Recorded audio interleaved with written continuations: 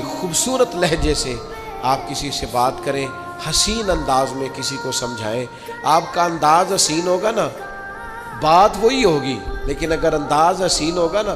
وہ ایک بادشاہ سلامت تھے، ان کو خواب آیا کہ میرے سارے دانت ٹوٹ گئے، تو ایک تعبیر کرنے والا بلایا۔ اس کو کہنے لگے میں نے خواب دیکھی ہے میرے سارے دانت ٹوٹ گئے، تو اس نے تعبیر کی۔ وہ کہنے لگا بڑے دکھ سے بتا رہا ہوں، آپ کی زندگی میں آپ کے سارے رشتہ دار، بال بچہ، بہن بھائی سب فوت ہو جائیں گے۔ بادشاہ نے تلوار منگائی اور تعبیر بتانے والا بھی مار دیا۔ اس نے کہا سب کے بغیر جی کے کیا کرنا ہے۔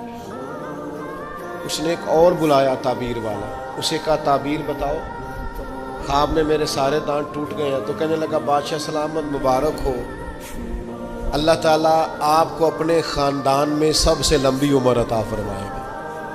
بادشاہ نے اسے انعام دیا، تحفے دی۔ اچھا یہ بتاؤ اللہ سب سے لمبی عمر عطا کرے گا، اس کا ترجمہ کیا ہے؟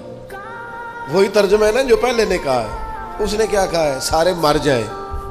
تو بادشاہ نے کہا بھئی سارے مر جائیں، جینا کیوں؟ اور اس نے کیا کہا؟ اللہ تجھے۔ تو بات اگرچہ بے سلیقہ ہو کلیم، پر بات کرنے کو سلیقہ چاہیے۔